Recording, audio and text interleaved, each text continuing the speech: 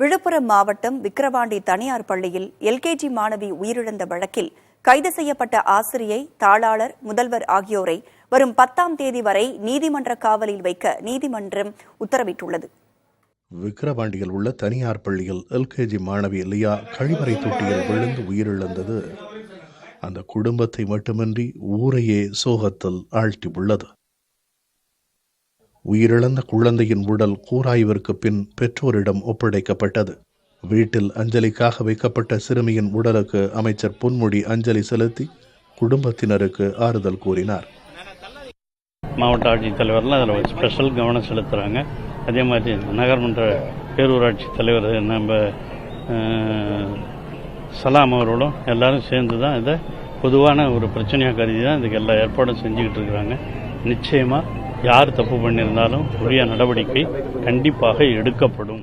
கழிவறையிலிருந்து கழிவறை தொட்டிக்கு குழந்தை விளையாடச் சென்று விழுந்ததா என்பது கேள்விக்குறியாக இருக்கிறது.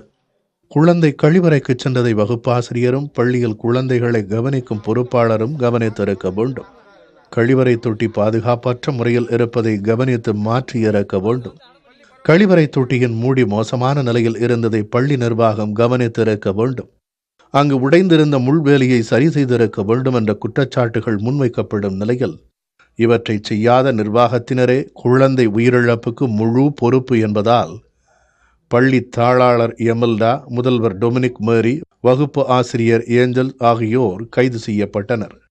மூவரையும் உடல் தகுதி மருத்துவ சான்றுக்காக முண்டியம்பாக்கம் அரசு மருத்துவமனைக்கு அழைத்து சென்றபோது தாளாளர், முதல்வர் இருவருக்கும் தொடர்ந்து இரத்த அழுத்தம் அதிகரித்து காணப்பட்டதால் இருவரும் மருத்துவமனையில் அனுமதிக்கப்பட்டனர். வழக்கில் கைதான ஆசிரியர் ஏஞ்சல்ஸை 10ஆம் தேதி வரை 7 நாள் நீதிமன்ற காவலில் வைக்க விக்கிரவாண்டி மாவட்ட நீதிமன்ற நீதிபதி சத்யநாராயணா உத்தரவிட்டார். தொடர்ந்து விக்கிரவாண்டி காவல்துறையினர் கடலூர் சிறையில் அவரை அடைக்க அழைத்துச் சென்றனர்.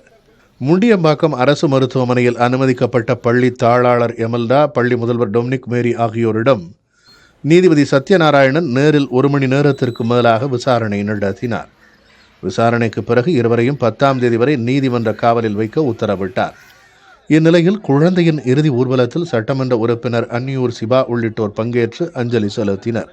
குழந்தையின் உடல் வராக நதி அருகில் உள்ள இடுகாட்டில் நல்லடக்கம் செய்யப்பட்டது. புதிய தலைமுறைக்காக ஒளிப்பதிவாளர் சீமோனுடன் செய்தியாளர் காமராஜ்.